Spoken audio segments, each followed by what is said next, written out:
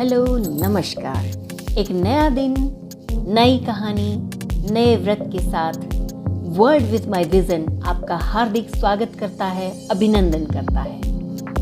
आज मैं आपको बताने जा रही हूँ कोजागरी पूर्णमासी के बारे में। आज के इस वीडियो में हम जानेंगे कोजागरी पूर्णमासी कब है, इसका शुभ मुहूर्त क्या है, कोजागरी पूर्णमासी के दिन हम कौन कौन से देवी देवताओं की पूजा करते हैं, कोजागरी पूर्णमासी और किस किस नाम से प्रचलित है, इस दिन क्या पकवान बनाए जाते हैं तथा इस तरह के अन्य कई सारे प्रश्नों के हमको जवाब इस वीडियो में मिलने जा रहे हैं। तो बने रहिए मेरे साथ। चलिए वीडियो को शुरू करते हैं।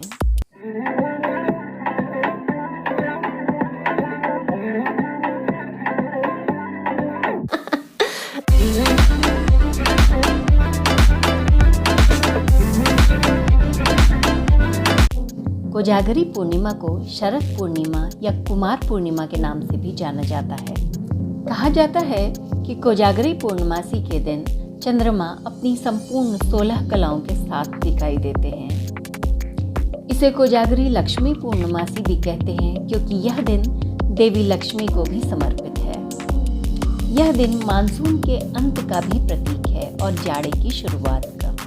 आश्विन मास की पूर्णिमा को कोजागरी पूर्णमासी या शरद पूर्णिमा कहते हैं। इस वर्ष 2023 में कोजागरी पूर्णमासी की तिथि 28 अक्टूबर को सुबह 4:17 से शुरू हो रही है तथा 29 अक्टूबर को 1:53 पर समाप्त हो रही है। 28 अक्टूबर को चंद्रोदय का समय शाम 5:20 पर है और लक्ष्मी पूजन का शुभ मुहूर्त 28 अक्टूबर की रात्रि 11:39 से शुरू होकर 29 अक्टूबर को सुबह 12:37 तक है।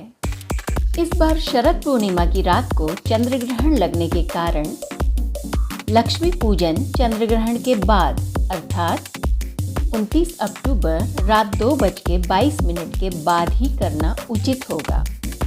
कहते हैं कि शरद पूर्णिमा पर माँ लक्ष्मी समुद्र मंथन से उत्पन्न हुई थी और मान्यता है कि शरद पूर्णिमा की रात्रि में माँ लक्ष्मी धरती पर विचरण करने आती हैं और देखती हैं कि रात्रि में कोजागरी अर्थात कौन जागरण कर रहा है तथा देवी लक्ष्मी की पूजा अर्चना कर रहा है। जो भक्त शरद पूर्णिमा की रात्रि में जागरण करके देवी लक्ष्मी की पूजा अर्चना करते हैं, ऐसी मान्यता है कि देवी लक्ष्मी उन पर प्रसन्न होकर उन पर कृपा बरसाती हैं। हिंदू पौराणिक कथाओं के अनुसार कोजागरी पूर्णमासी के दिन देवी लक्ष्मी के अलावा गणेश भगवान, विष्णु भगवान तथा चंद्रदेव की पूजा अर्चना की जाती है। चंद्रमा को अर्घ्य देने के बाद ही व्रत खोला जाता है। देवी लक्ष्मी को भी खीर का प्रसाद चढ़ता है तथा कोजागरी पूर्णमासी के दिन खीर का प्रसाद बनाकर या मीठा दूध, मसाला दूध बनाकर कुछ घंटों तक चंद्रमा की चांदनी में रखने के बाद या फिर पूरी रात भर चांदनी में रखने के बाद अगली सुबह प्रसाद के रूप में ग्रहण किया जाता है। अब आइए जानते हैं छोटी छोटी सी बातें जो कोजागरी पूर्णमासी के व्रत के दिन हमने ध्यान रखनी चाहिए। शरद पूर्णिमा से पहले अपने घरों की अच्छी तरह से साफ सफाई कर लें क्योंकि ऐसा माना जाता है कि देवी लक्ष्मी साफ सुथरे घरों में ही प्रवेश करती हैं। रात्रि के समय अपने घर का मुख्य दरवाजा खुला रखना चाहिए और घर में पूर्णतः अंधकार नहीं करना चाहिए। शरद पूर्णिमा की रात में सुख समृद्धि के लिए घी के 100 या 108 दिए जलाने चाहिए।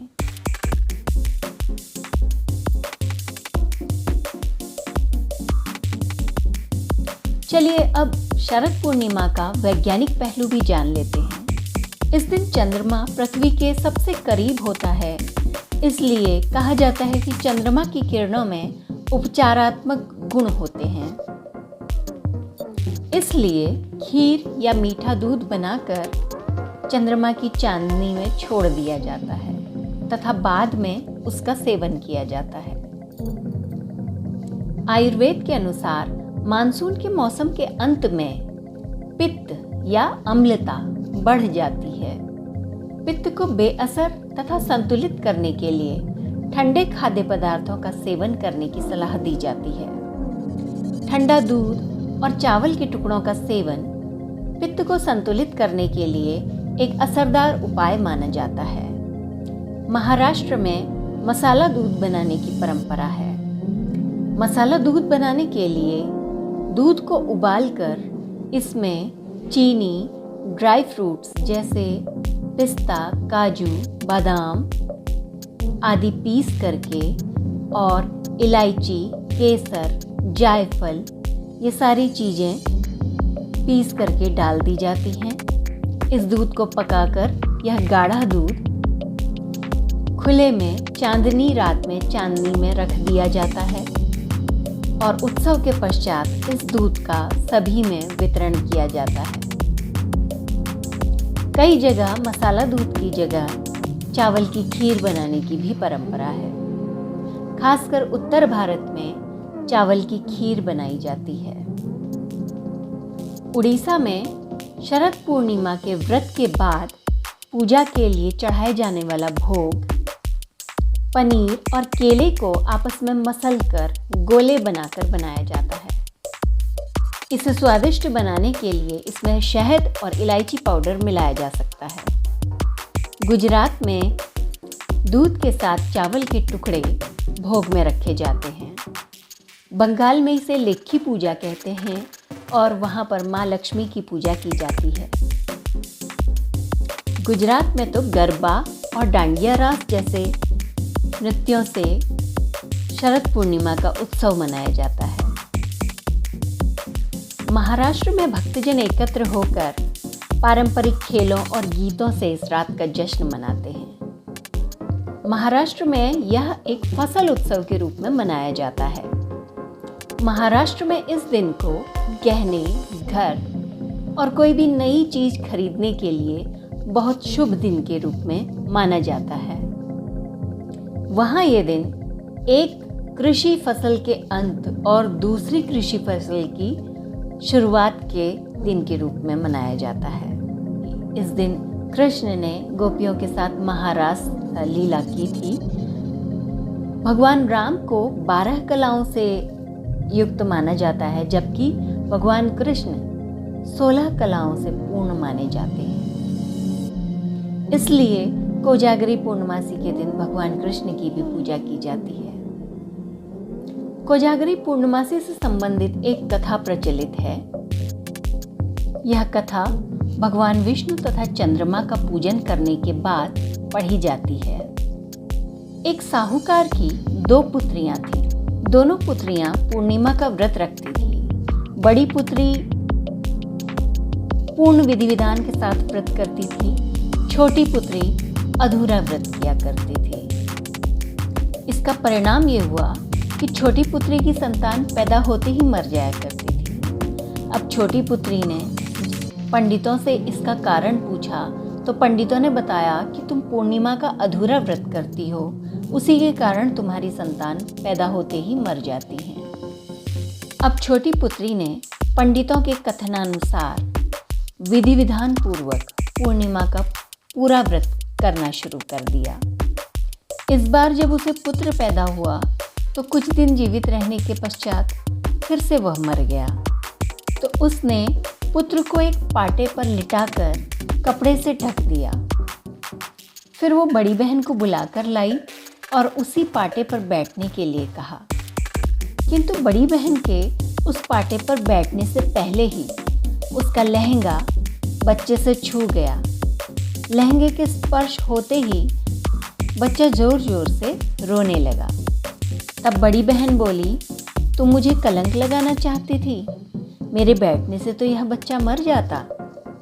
तो छोटी बहन बोली, बहन बच्चा तो पहले ही मरा हुआ था, लेकिन तुम्हारे स्पर्श मात्र से यह जीवित हो उठा है।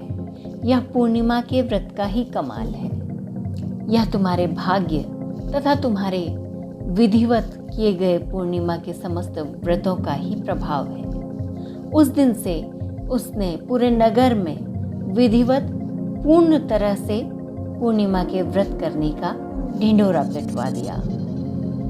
इस संबंध में एक और पौराणिक कथा है कि एक बार एक राजा वित्तीय कठिनाइयों के दौर से गुजर रहा था। उसे धन की अत्यंत आवश्यकता थी। उसका राजकोष खाली हो गया था। राजा की ऐसी स्थिति देखकर उसकी पत्नी ने कोजागरी पूर्णमासी का व्रत रखा और कोजागरी पूर्णमासी की रात्रि में माँ लक्ष्मी की पूजा अर्चना की, जागरण किया और भजन कीर्तन किया। उसकी पत्नी की पूजा अर्चना से प्रसन्न होकर माँ लक्ष्मी ने उस जोड़े को आशीर्वाद दिया, जिसके प्रभाव से राजा और उसकी पत्नी ने जल्द ही अपनी खोई हुई समृद्धि और समस्त खुशियाँ वापस प्राप्त कर ली तथा वे सुखपूर्वक रहने लगे। तो दोस्तों और भक्तजनों, ये थी कोजागरी पूर्णमासी या शरद पूर्णिमा के बारे में कुछ मज़ेदार बातें, जानकारियाँ, कथाएँ और मन में उठने वाले प्रश्नों के उत्तर। उम्मीद है मेरा यह प्रयास आप लोगों को पसंद आया है। अगर हाँ, तो आप जानते हैं, मनोबल बढ़ाइए, अपना साथ, अपनी दोस्ती दीजिए। दिया है आपने हमेशा, मुझे पता है, लेकिन दिखना भी चाहिए। लाइक्स के रूप में, कमेंट्स के रूप में, सब्सक्रिप्शन के रूप में। तो प्लीज़ प्लीज़ प्लीज़ कोऑपरेट कीजिए। नेक्स्ट वीडियो में फिर आती हूँ बहुत ही इंटरेस्टिंग जानकारी लेकर। तब तक के लिए बाय, नमस्कार, आपका दिन शुभ रहे।